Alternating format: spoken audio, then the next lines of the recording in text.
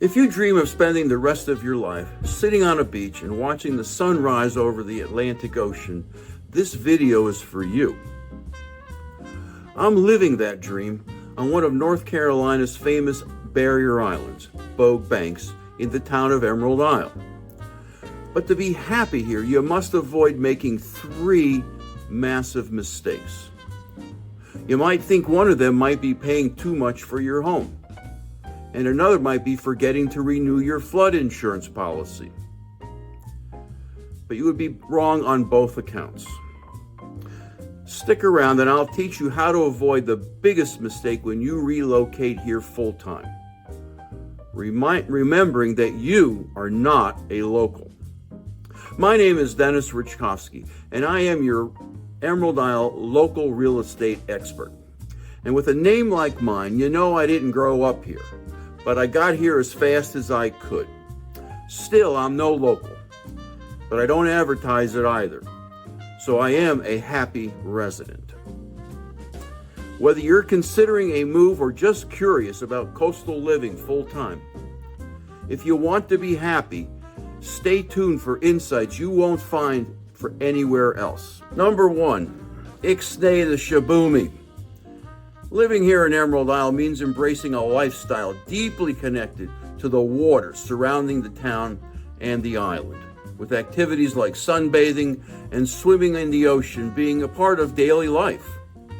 But whatever you bring to the beach, leave the damn shaboomy behind, or better, toss it in the trash. If you don't know, a shaboomy is a wind-powered sunshade that is ubiquitous on the beaches of Emeraldisle during the vacation season. They are noisy, they are expensive, and lined up as they are, they make it almost impossible for first responders to see someone in distress in the water. Better to bring a chair with a canopy, wear sunscreen, and a wide-brimmed hat like I do, and you'll begin to fit right in. Number 2, resist buying the big boat with 5 outboards. While the allure of owning a large boat in Emeraldisle is understandable, the waters around Emeraldisle are not conducive to big boats. Bogue Sound, for example, has a fairly shallow depth, and at low tide you can almost walk across it. It also has numerous sandbars and oyster beds. These conditions can and do pose significant threats to larger vessels, increasing the likelihood of grounding or damage to the hull. Better to purchase a 16 to 21 foot center console boat. These boats offer a versatility for both inshore and nearshore activities. Models with a shallow draft can navigate the sound, while larger versions can handle offshore conditions on a calm day. If you must have a big boat, move to a lake. Number 3, don't order the lobster. To be sure, lobster-themed events and activities go hand in glove on the beaches of Emeraldisle.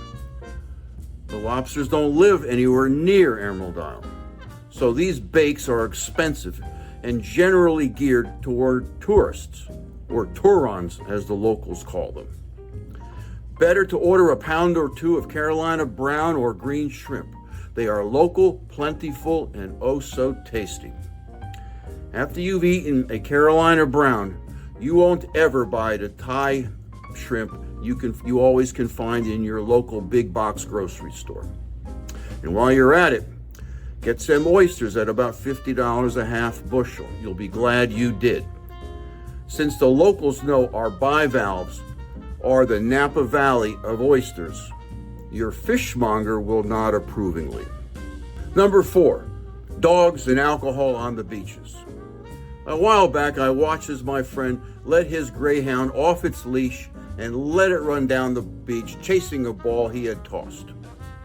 A big man wearing a badge walked up to us while the dog was on its return and said to us, "Tourists? From out of state?" I said, "Yes to both." "Well," the man said, "I have to inform you that it is against regulations to have a dog off its leash on the beaches." "Sorry," I said, as my friend called his dog. "We didn't know." As we were about to leave, the man says, "No, no, y'all don't have to leave. Enjoy the beach. It's only my duty to tell you. After all, there's no penalty for it. Even our town manager releases his dog here after work every day. Now about those beers, put them in koozies. And don't forget about the dog. You've been warned. I won't tell you more than 300 or 400 times more, and then I gotta clamp down. You know what I mean?" Number 5, support your local businesses in the off season.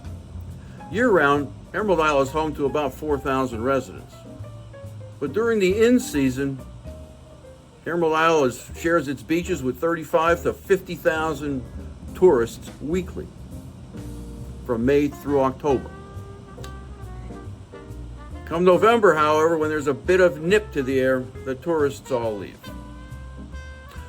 I own Flip Flops Donuts, and I am eternally grateful when locals come to visit me for a donut, a bagel, and a cup of coffee the first week of January. Do the same when you move here, and you'll learn local cred and experience what it's like to be a movie or rock star. I may even name a donut after you, like I did for Mark and Bruce recently. Number 6, getting involved in the community. It's not easy to make friends here in Emeraldisle. Of the 4,000 or so residents, many have homes elsewhere. And many of those who do live here are fairly reclusive. I haven't seen my neighbors Karen and Eddie in over a year.